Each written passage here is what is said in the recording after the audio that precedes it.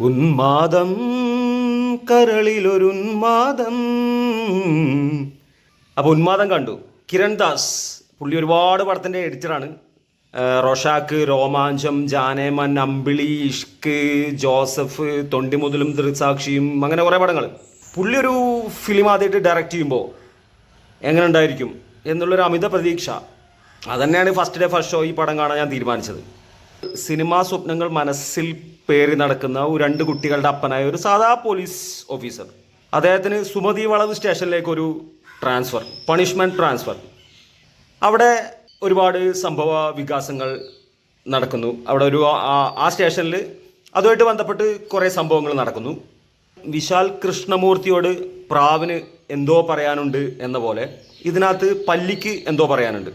പിന്നെ അതിൻ്റെ ചുരുളുകൾ അഴിയുമ്പോൾ എത്രയോ റെലവൻ്റ് ആണെങ്കിലും എത്രയോ സിനിമയിൽ പ്രതിപാദിച്ചിട്ടുള്ള സോഷ്യൽ ഇഷ്യൂ അതിനകത്തേക്കാണ് സെക്കൻഡ് ഹാഫിൽ പടം ലീഡ് ചെയ്യുന്നത്. പിന്നെ വില്ലന്മാർ, ക്ലീഷേ വില്ലന്മാർ, അവസാനം ഒരു bougainvillea fight, cut copy paste. പിന്നെ ക്ലൈമാക്സ് ആകുമ്പോഴേക്കും കുറച്ച് ജോർജ് ഊട്ടി.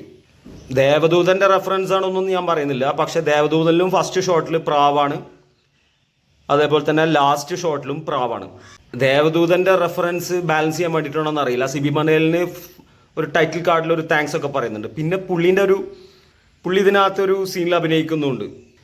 ലാഗിങ്ങിൻ്റെ പ്രശ്നങ്ങളൊക്കെ വരുന്നുണ്ട്. അതിൻ്റെ മെയിൻ കാരണം എന്താണെന്ന് വെച്ച് കഴിഞ്ഞാൽ ചാക്കോച്ചൻ്റെ ഫാമിലി ഡ്രാമ പോർഷൻസ്. സത്യം പറയട്ടെ, പുള്ളിക്ക് ഫാമിലിയെ വേണ്ട. ഭാര്യ, കുട്ടികൾ കംപ്ലീറ്റ് ആയി ഒഴിവാക്കി കഴിഞ്ഞാൽ പടം 2 മണിക്കൂർ ആവും ചെയ്യും. ആ ഒരു പേസ് മെയിൻറ്റെയിൻ ചെയ്യാനും പറ്റും. ഇതാവശ്യമില്ലാത്ത ഫാമിലി പോർഷൻസ്. ലിജിമോൾ ജോസ് സത്യം പറയാലോ, ഫുള്ള് ഒരേ ഭാവം, ദേഷ്യം, എന്ത് പറഞ്ഞാലും ദേഷ്യം, ഓവർ ആക്ടിങ്, എക്സാജുറേഷൻ. ഈ പടം ശരിക്കും ഒരു ഹൊറർ മിസ്റ്ററി ത്രില്ലറായിട്ട് മേക്ക് ചെയ്യേണ്ട സിനിമയായിരുന്നു. ഹൊറർ പോർഷൻസ് ഒരുപാടുണ്ട്. 2 സീനിൽ മാത്രം അത് കിട്ടുമായിട്ട് എടുത്തിട്ടുണ്ട്. ചാക്കോച്ച സ്വപ്നം കാണുന്ന 2 സീനുണ്ട്.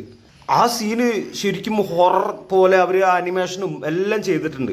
ആ ഒരു പേസിൽ അങ്ങോട്ട് പിടിച്ചാൽ മതിയായിരുന്നു പടം. 2 മണിക്കൂർ ലെങ്ത്ത് ഷോർട്ടൺ ചെയ്തിട്ട് ഫാമിലി ഡ്രാമ പോർഷൻസ് ഒക്കെ ഒഴിവാക്കിയിട്ട് ആ ഒരു ഹൊറർ മിസ്റ്ററി മോഡിൽ പടം കയറി അങ്ങോട്ട് പിടിച്ചാൽ അടിപൊളിയായിരുന്നു.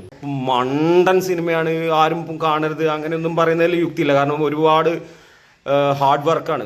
ഒരു സിനിമ എന്ന് പറഞ്ഞാൽ ഒരു വ്യക്തിൻ്റെ മാത്രമല്ല, ഒരുപാട് പേരുടെ ഹാർഡ് വർക്കിൻ്റെ ഒരു എഫേർട്ടിൻ്റെ ഒരു ഫൈനൽ പ്രൊഡക്റ്റാണിത്. അപ്പോൾ അത് നമ്മൾ മറക്കാൻ പാടില്ലല്ലോ.